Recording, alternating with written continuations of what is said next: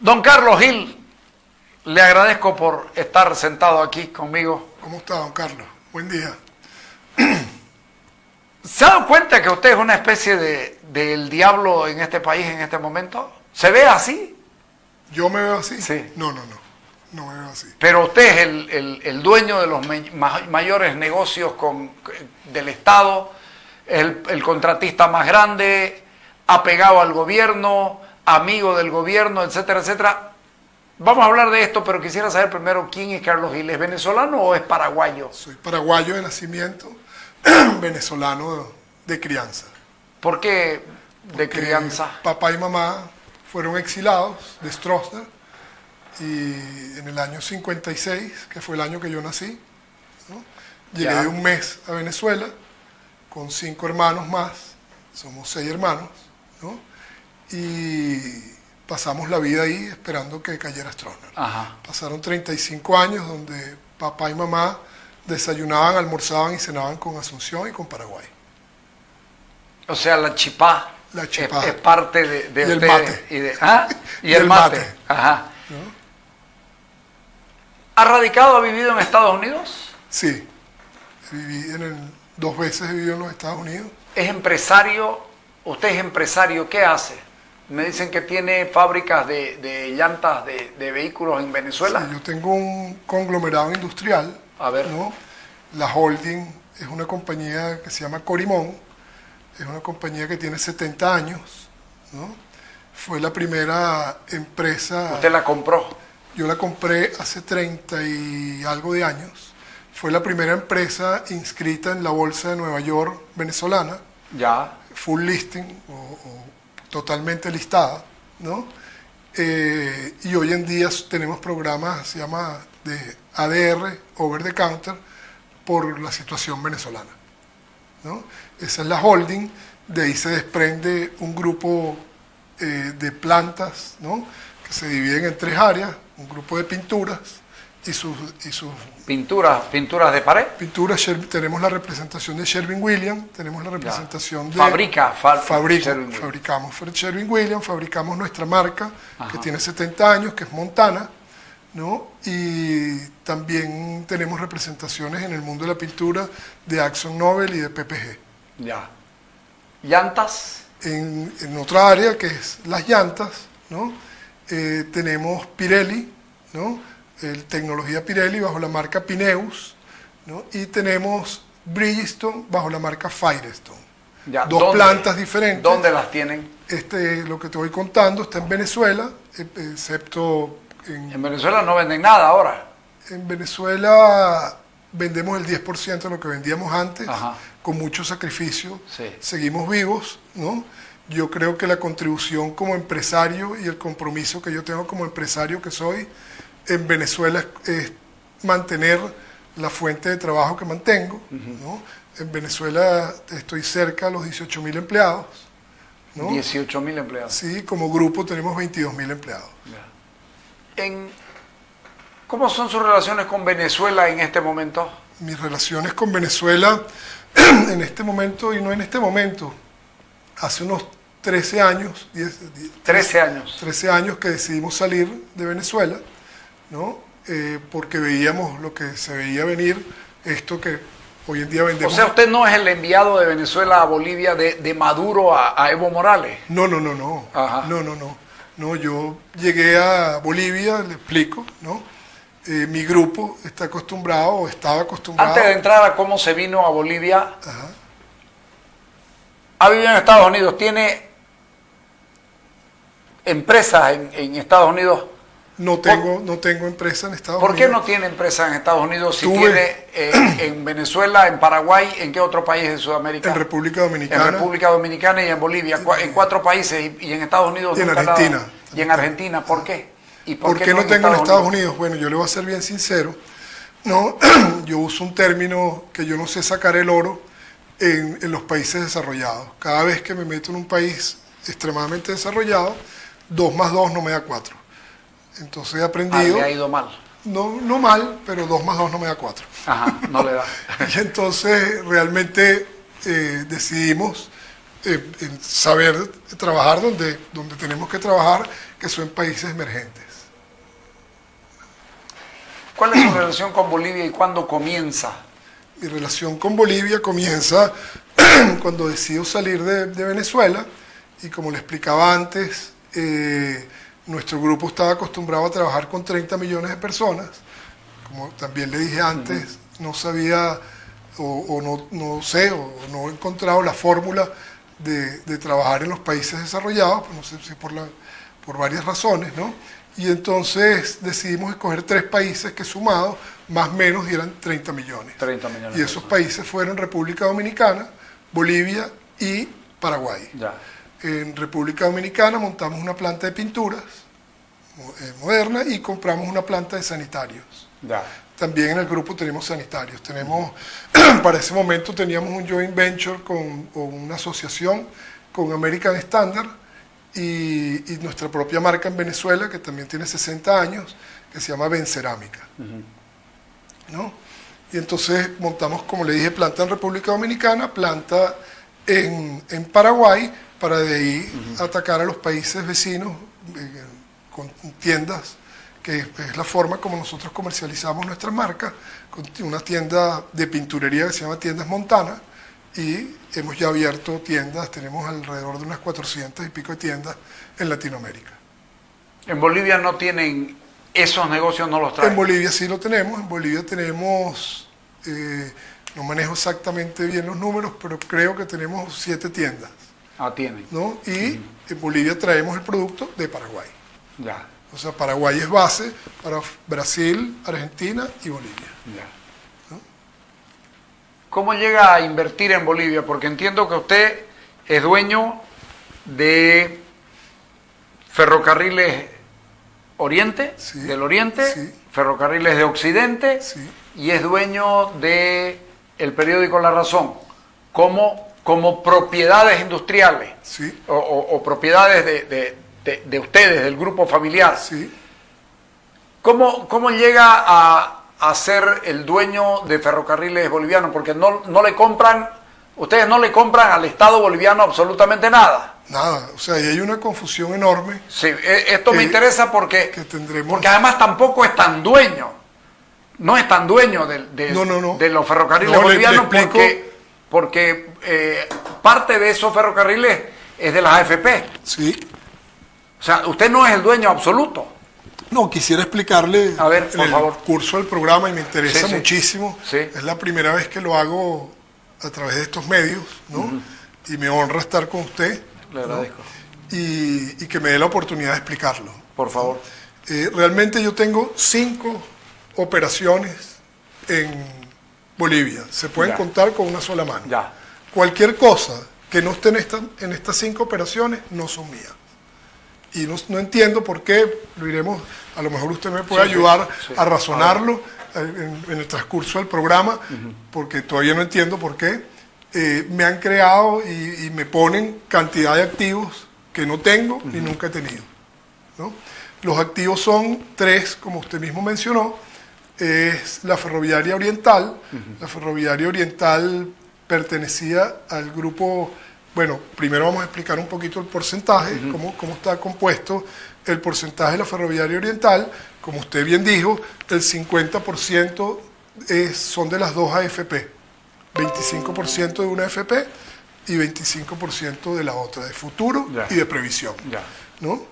Y tienen sus representantes en el directorio, ¿no? Cada AFP tiene un director. ¿No? Eso también para que quede bien claro que participan activamente en todas las tomas de decisiones que se hacen en la ferroviaria. ¿Y el otro El otro 50% está dividido en, vamos a empezar por lo pequeño, está dividido 2%, es dueño del Belgrano del Norte, que es Ferrocarriles Argentinos. Eso le iba a decir, Belgrano del Norte es Sí. Ferrocarriles Ferrocarriles Argentinos tiene el 2%. El IFC, que es Banco Mundial, ¿no? Tiene el 7%. Ya. Y después hay un fondo de pensiones chileno que invierte en infraestructura, ¿no? Y es administrado por BTG Pactual.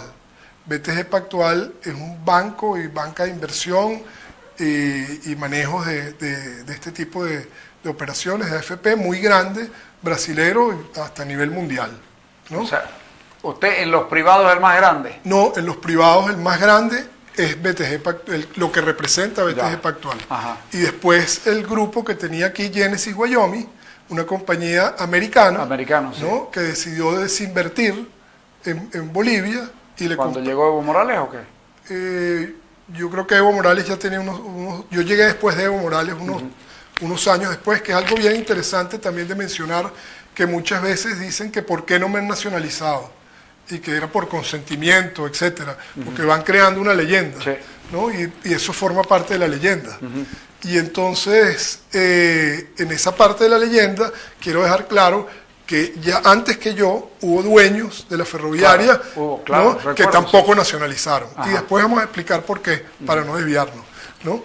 Y esto no fue como es el ejemplo de Genesis Wyoming y el ejemplo de la ferroviaria andina, que yo tengo con la ferroviaria andina 4 años. Eso eran, y yo creo que eran de los chilenos, ¿no? Era de la familia de los Luxic, del grupo Luxic. Sí. Vuelvo a repetir que es una operación totalmente entre privados. Aquí han tratado personas connotadas y personas que yo siento que son preparadas, por eso no entiendo bien por qué lo hacen, ¿no? Y uno de ellos hasta fue director de la ferroviaria, ¿no? Entonces deberían saber primero la composición accionaria. Todos dicen que tengo el 100%, ¿okay? Ya se acaba de quedar claro de que no tengo el 100%. En la ferroviaria, en la Oriental, en la Oriental tengo el 22%. El 22%. ¿No?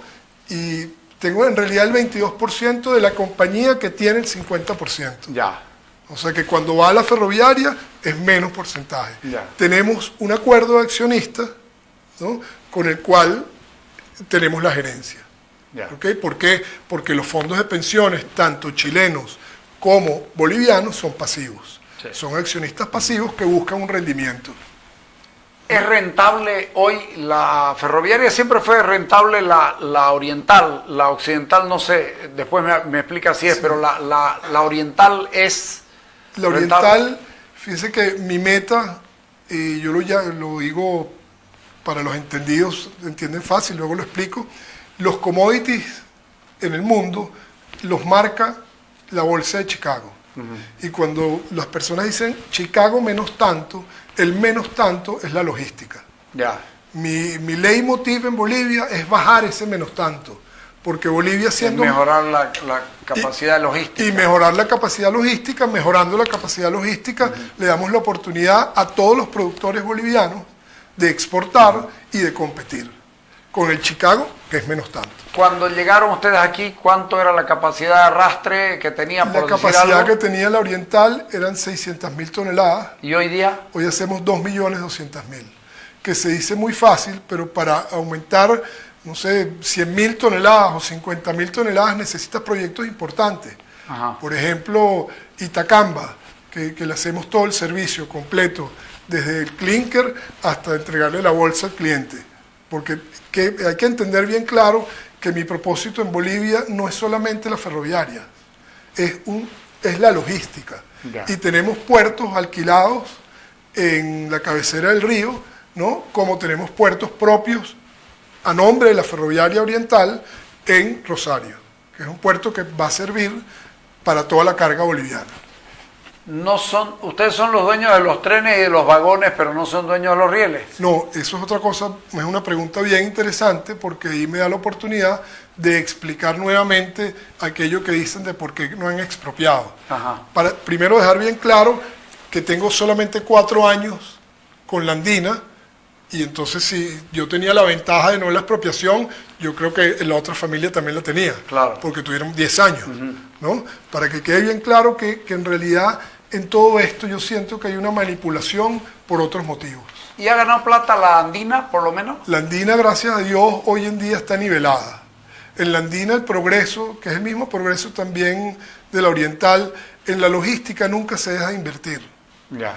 Y entonces más vas creciendo tu patrimonio y el patrimonio de la inversión de las AFP en este negocio que la utilidad líquida. ¿Por qué? Porque tienes que ir creciendo todo el tiempo.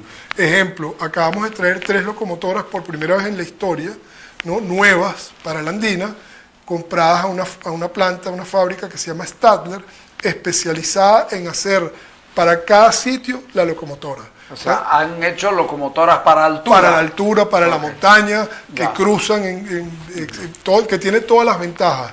Y hemos reducido, para que lo entendamos así rápidamente, 3 viajes se convirtieron en 1. Y eso otra vez nos baja el precio y seremos más competitivos cuando salimos. ¿Hay más empleados hoy día en las ferroviarias? Hay más empleados. Ya que tocas ese punto de los empleados, hay algo que yo quiero dejar bien claro, ¿no?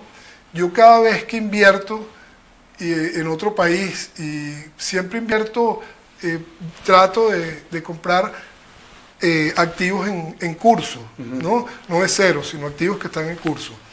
Y siempre me jacto de lo mismo y lo he cumplido aquí, no traigo gente.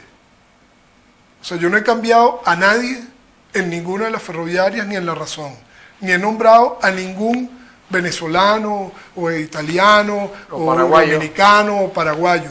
Al revés, me encontré con la grata sorpresa en Bolivia, ¿no? Que la genética de las compañías y la formación que tiene desde el obrero hasta el gerente general, oye, no deja ninguna envidia en ninguna parte del mundo. Y con ellos he podido crecer como he crecido. Porque es muy fácil decir de 600.000 toneladas a 2.200.000, y es muy fácil decir que hoy ya estamos moviendo 1.100.000 toneladas en la Andina, que realmente hace 4 años era una compañía que iba a la muerte, punto.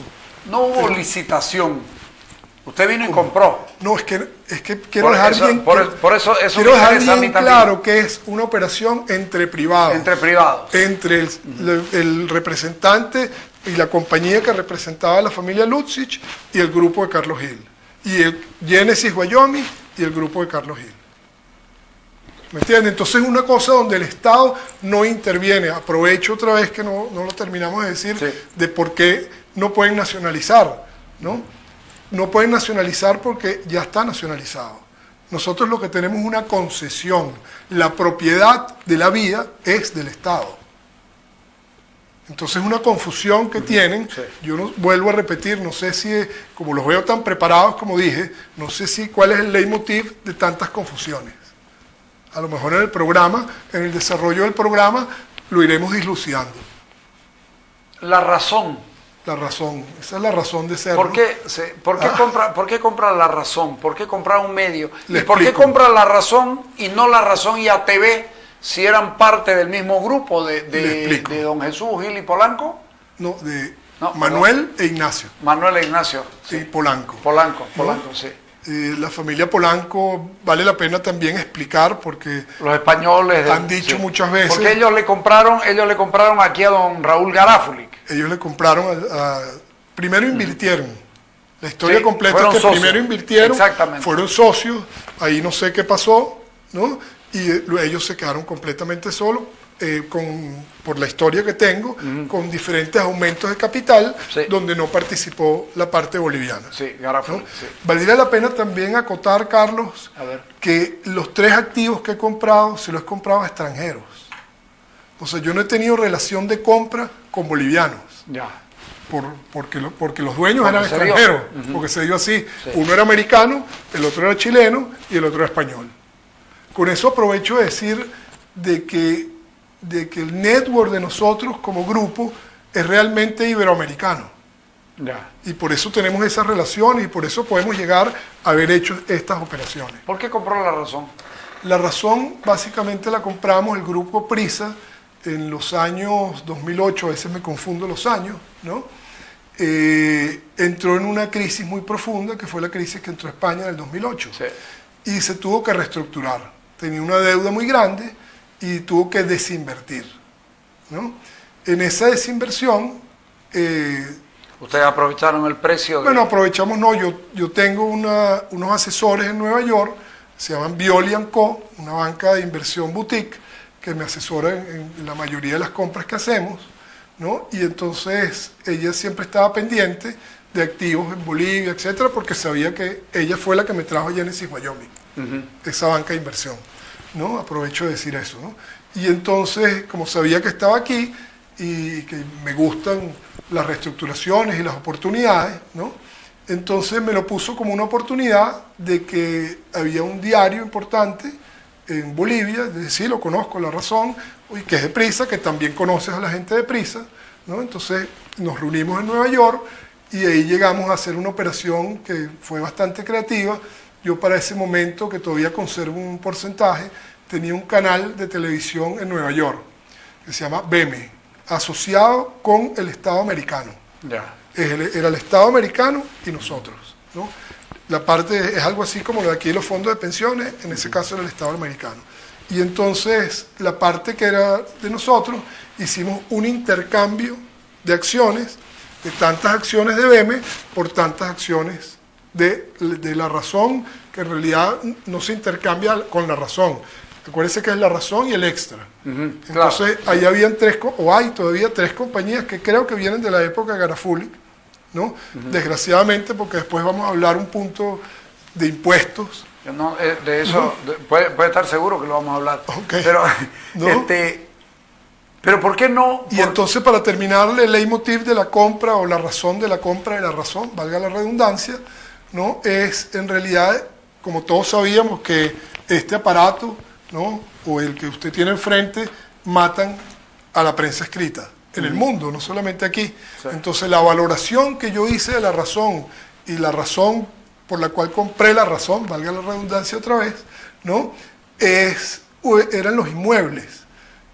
Todos los grandes grupos de prensa escrita tradicionales tienen grandes inmuebles, ¿no? La parte inmobiliaria, si usted va y ve el Clarín, tiene un edificio completo. Sí, sí. En Venezuela, sí, que después también quisiera hablar de eso, y ve el Nacional, okay, tiene un edificio completo. Bueno, aquí La Razón, oye, tiene un terreno muy importante en la Banzer, tenía terrenos y casas en Miraflores, tiene una colina bien importante donde está la prensa, etcétera. Y entonces la valoración que yo hice de La Razón fue una valoración inmobiliaria.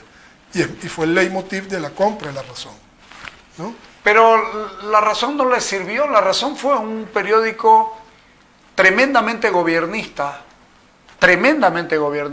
en el gobierno de Evo Morales. Bueno, en eso yo no es que difiero, porque yo respeto las opiniones y más la opinión suya. Si es su opinión, yo la respeto, ¿no? Le puedo decir que la práctica que nosotros hemos tenido con los medios que hemos tenido, ¿no? Es que el accionista del medio, mientras más lejos esté del medio, mejor será el medio. Porque muchos tienen la práctica de usar los medios para lograr objetivos. ¿Okay? Y yo creo que... ¿Usted le dejó libertad a ellos? Yo creo que es libertad, y nosotros podemos... Usted más que nadie sabe que cada medio tiene una genética. ¿Okay? Tienen genéticas de derecha, tienen genéticas de centro y genéticas de izquierda. La mayoría de los periódicos y los diarios importantes de Sudamérica y a lo mejor del mundo tienen una tendencia de izquierda o de socialismo o de centro izquierda. En el cambio, en el periódico La Razón hay un cambio, porque don Raúl era abiertamente liberal y La Razón hoy no es abiertamente liberal. Pero acuérdese que entre su directora acuérdese que entre Raúl y mi propiedad está el Grupo Prisa. Y acuérdese que el Grupo Prisa, si lo estudiamos en España, son los dueños del país. Socialdemocracia. ¿Okay? Y son, pero ellos, socialismo. Sí. ¿No? Y siempre han apoyado, si usted lo sabe, yo le estoy diciendo cómo es. Es verdad, Entonces, la genética que yo heredé fue esa genética. O sea, yo nunca cambio las genéticas de las compañías, como se lo dije antes, ni puesto a nadie, ni he puesto a ni un venezolano ahí, ni a un extranjero. Ahí está lo que había. Ahora, ¿por qué no compró ATV? Bueno, primero no la hubiera comprado. ¿Por qué? Porque no tenía inmuebles, ¿no? Y porque no me interesaban ningún tipo de medios. O sea, yo lo compré por la... Pero ATV no está en un inmueble suyo ahí en... Eso sí también vamos a aclararlo, que es bien importante. ¿Okay? ATV se vendió primero que La Razón. La operación de ATV fue primero que La Razón. Justamente ayer un periodista que yo pensaba que investigaba bien, ¿no? El señor Peñaranda, ¿no? En un programa dijo que era un suspenso a quién le había vendido Carlos Gil ATV. Yo le quiero informar al Usted señor, no compró yo le nunca quiero ATV. informar al señor Peñaranda que ATV se vendió primero que La Razón. Sí, eso es verdad. Si ve las Recuerdo, fechas, sí. y eso es público, gracias a Dios, Bolivia es muy ordenado en lo que es compañía, en lo que es controles, en lo que es banca, en lo que es seguros, en todo eso. Son instituciones. Los que lo controlan son instituciones bien claras y bien formadas. Y es muy fácil ir a Fundempresa y averiguar fechas y averiguar quiénes son los dueños. Muy fácil, es muy simple, ¿no? En La Razón no hay una pequeña parte accionaria del dueño de ATV. Sí la hay, sí la hay. Le voy a explicar, ¿no? Esas son las cosas que llevan a confusión. Justamente lo traje escrito. Bueno, trae confusiones si hay mala intención, ¿no? Si hay buena intención y entienden que yo soy un empresario y que no me meto en el mundo de la política ni aquí ni en ningún país, ¿no? Se daría cuenta fácilmente que, por ejemplo, una de las compañías dueñas de esas tres que le dije antes, que vienen de la época de Garafulic, es Inversiones Grupo La Prensa y GMC. Yo tengo y compré a prisa, porque era lo que tenía, el 99.7532. Ya. Y ya existían antes Hay un ahí cero tanto que el 0,0030 es de Informaciones El Extra y el 0,02238 es Inversiones Radiodifusión, que la representa hoy Marcelo Hurtado. Antes no la representaba Marcelo Hurtado. El dueño de ATV. El dueño de ATV, pero es el 0,02238. ¿Qué me aconsejó a mí la gente que compré? Usted le compró al grupo Prisa, usted no compró más acciones. ¿Okay? ¿Cuánto le compré al grupo Prisa? 99.7532. Nunca ¿Por le qué? ofreció ¿Por Hurtado? qué? Para terminar la idea clara, ¿por qué? Porque la operación de ATV se hizo antes. Ya. Entonces, en ATV tenían este porcentaje. ¿Y por qué tenían este porcentaje? Porque cuando las compañías nacen, en Bolivia exigen 3 accionistas. Ya. Si vemos la compañía mía, dueña de La Razón, se llama Quimarcus. Entonces vemos que Carlos Gil tiene el 99.9998%. El señor Rafael Enrique Abreu, que es el CEO del sur de nosotros, ¿no? Tiene el 0,001. Ya. Y mi hijo Carlos Rodolfo Gil Márquez tiene el 0,001. Entonces la práctica es lo mismo. Entonces, ¿qué le compré yo al grupo Prisa? El 99,9671. Y no quise, y mi abogado me lo recomendó de esa forma. Y yo le hago caso. ¿Y Hurtado no le ha propuesto la compra, que usted le compre? Mire, realmente yo sé esto ahorita porque por todos los ataques. He tenido que gastar mi tiempo y lo seguiré gastando, ¿no? En toda esta investigación que yo estoy haciendo. Yo no tengo este nivel de detalles. Yo tengo un consultor jurídico en cada país. Ese consultor jurídico contrata abogados externos. Yo nunca llego a este detalle. O sea, del 0,001 o el 0,022, yo no puedo llegar a ese detalle. Entonces, nunca lo supe, lo sé ahorita. Ya. Le voy a pedir un corte. Sí, cómo no. Y cuando volvamos, me va a hablar de las otras que son o que no son. ¿Ok? Ok. Porque ahí viene... Dale, perfecto. Ok, dale, vamos al corte.